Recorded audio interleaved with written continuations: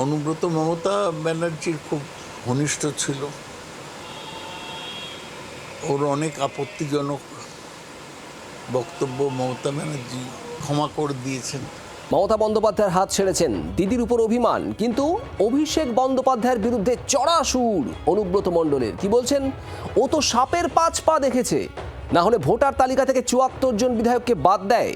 জি 24 ঘন্টা এক্সক্লুসিভ কেষ্ট মণ্ডল।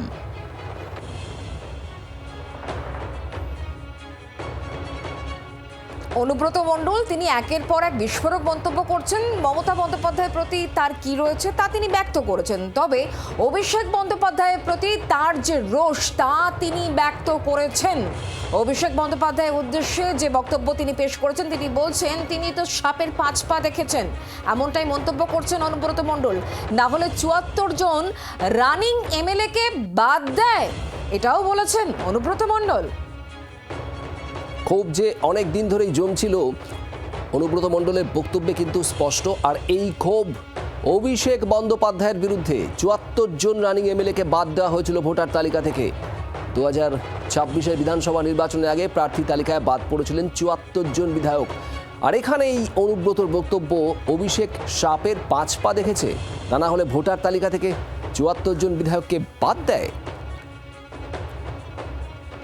জি 24 ঘন্টাকে কি জানিয়েছেন অনুব্রত মণ্ডল, শোনাবো আপনাদের।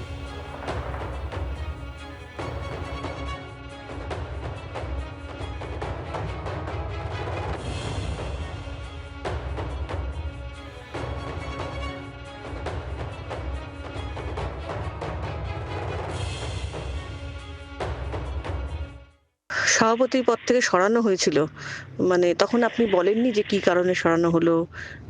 অত প্রয়োজন মনে করে না, কিন্তু সাপের 5 পা দেখছি, তখন তো সাপের 5 পা 74 রানিং এমএলএ বাদ দিয়ে দেয়। দলটা যে কার কথাই চালালো, কার কথাই করলো, এইটাই ভগবান। আর এই দলটা আনতে কত কষ্ট পেয়েছি আমি। অনুব্রত মণ্ডলের সিদ্ধান্তকে স্বাগত জানাচ্ছেন কে? শতাব্দী রায়। তার সঙ্গে কথা বলেছেন আমাদের প্রতিনিধি প্রবীর চক্রবর্তী। প্রবীর চক্রবর্তীকে কি জানিয়েছেন তিনি, সেটাও শুনুন। আর একটা বিষয় হচ্ছে, অনুব্রত মণ্ডল বিদ্রোহী শিবিরে যোগ দিলেন, জেলার সভাপতি হলেন। হ্যাঁ, ও আজকে শরীর খারাপ বলে আসতে পারেনি, জ্বর হয়েছে এই জন্য আসতে পারেনি। যেটুকু কথা হয়েছে ও আসবে। এই অনুব্রত মণ্ডলের মমতা বন্দ্যোপাধ্যায় হাতছাড়াকে কিভাবে দেখছেন? সবাই তো ববি হাকিম আরো বিশ্বাস হাত ছেড়েছে, তাহলে কেউ তো নেই, মানে কোনো ভালোবাসার লোক কি পাশের লোক কি অনেকদিন থাকার লোক আনুগত্যের লোক কেউ তো নেই। এটা তো আমার দেখার নয়, এটা দিদির দেখা উচিত। অনুব্রত মণ্ডলের এই সিদ্ধান্তকে আপনি কিভাবে দেখছেন? ভালো, যদি সবাই কেউ না থাকে তাহলে কাকে নিয়ে দল করবে? অনুব্রত দল করতে গেলে তো লোকজন লাগবে, যে লোকদের নিয়ে রাজনীতি তো আমিতে হয় না, আমরাতে হয়। তো সুতরাং চললে তো একসঙ্গে চলতেই হবে। সুতরাং ঠিকই করেছে, সবাই যখন এসছো একই কিছু করতে। আরে অনুব্রত মণ্ডল তিনিও মমতার হাত ছাড়লেন। আর এ প্রসঙ্গে বর্ষিয়ান সাংসদ সৌগত রায় তিনি কি বলছেন শুনুন। অনুব্রত মণ্ডল তিনি বলেছেন যে তিনি মমতার জন্য অনেক করেছেন, কিন্তু কিছু পাননি। এইসব বাজে কথা করেছেন মানে কি? উনিও তো জেলায় ইচ্ছে মতো রাত চালিয়েছেন, কি পাবেন আশা করেছিলেন আমি জানি না।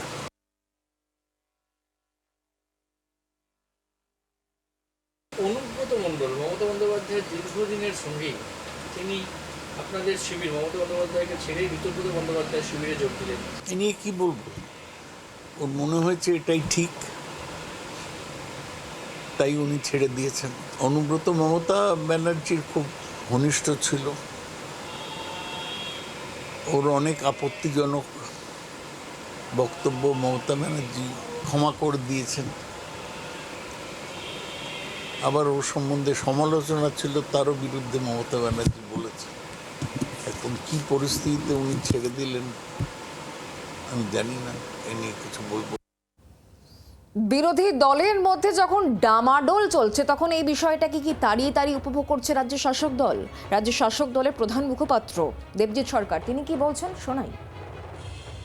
আমাদের কোনো তৃণমূল নিয়ে আগ্রহ নেই। অনুব্রত কোন দিকে যাবেন তিনি কোন রঘু ডাকাতের সঙ্গে যোগ দেবেন না কালু ডাকাতের সঙ্গে যোগ দেবেন বাঙালির কোনো আগ্রহ নেই। তৃণমূল নিয়ে বাঙালির কোনো আগ্রহ নেই। বাংলার আওয়াজ, বাঙালির আবেগ, জি 24 ঘন্টা।